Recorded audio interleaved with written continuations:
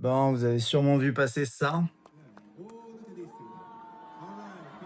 Et si vous savez pas ce que c'est pas très grave, mais je vous le fais en très très bref. Il y a quelques jours, il y avait un concert de Coldplay à Boston. Aux États-Unis, ils font un truc parfois où en gros, t'as un caméraman qui va viser des gens dans le public et ils apparaissent sur un grand écran. Je dis aux États-Unis, mais c'est vrai qu'il y a d'autres pays qui le font, mais c'est très dans le show à l'américaine de faire ça, quoi. Généralement, c'est des couples, ils se font des bisous, ils appellent ça la kiss cam. Bon, ok. Cette fois, ils sont tombés sur un couple et c'est la réaction du couple qui a fait que le truc est devenu public. Parce qu'on comprend que finalement, c'était une relation qui était cachée. Ça va plus loin, c'est qu'en gros, le mec, c'est le PDG d'une grosse boîte. La femme, c'est la directrice des ressources humaines de cette même boîte. Et tous les deux sont mariés. Ah, pas ensemble. Vous avez compris. Hein. Donc voilà, ils se sont fait griller en live et ça a fait en fait le tour du monde. Moi, ce qui m'intéresse dans ce sujet-là, c'est de se dire, mais comment un événement, somme toute banal, qui se passe à Boston, fait autant le tour du monde? Et ça, c'est un phénomène qu'on voit bien entendu ces dernières années avec les réseaux sociaux, etc., avec les vidéos comme ça qui circulent très très vite.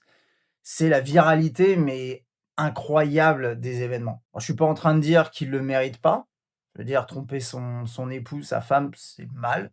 Il y a pas de sujet là-dessus. Pour autant, là, ils ont été vraiment traînés dans la boue publiquement et auprès de millions de personnes, au point que même ma femme, qui est pas très, très connectée, quand je lui ai dit: «Hey, tu sais, à un concert de Coldplay?» elle m'a dit: «Ouais, ouais, ouais, je suis au courant». Donc truc de fou. Il y a un côté voyeurisme, il y a un côté, bien fait pour eux et on va humilier les gens publiquement. Alors bon, bah, voilà, hein, c'est le monde est comme ça et je veux dire, d'une certaine façon, on peut pas faire grand chose. Et bien entendu, cet effet-là, il arrive qu'il s'applique positivement. Quand il y a des gens qui présentent un business, qui arrive pas à marcher, mais ils ont un beau produit, pouf, le truc, il peut exploser.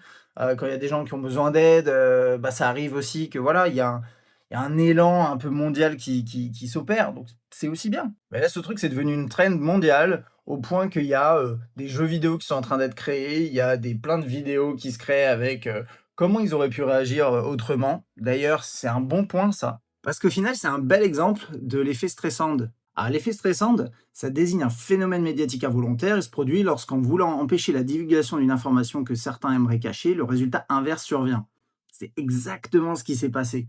Finalement, s'ils n'avaient pas réagi, le truc aurait pas été rendu public, aurait pas fait le tour du monde. Alors ouais, ils auraient pu réagir, différemment pour continuer à cacher leur relation, ce qui aurait pas été forcément une bonne chose d'ailleurs. Mais bon, c'est sûr que dans le feu de l'action, c'est compliqué de réagir différemment. Enfin bref, vous en pensez quoi? Pas forcément du fait de tromper sa femme ou son époux, parce que ça, je pense qu'on est tous, plus ou moins d'accord. Mais vraiment de ce côté de la viralité à l'extrême, avec les impacts bien entendu que ça a derrière. Alors bon, c'est des impacts qui sont énormes pendant quelques jours. Je pense quand même que dans quelques mois, le gars, il sera inconnu au bataillon et la femme aussi. Quoi votre avis?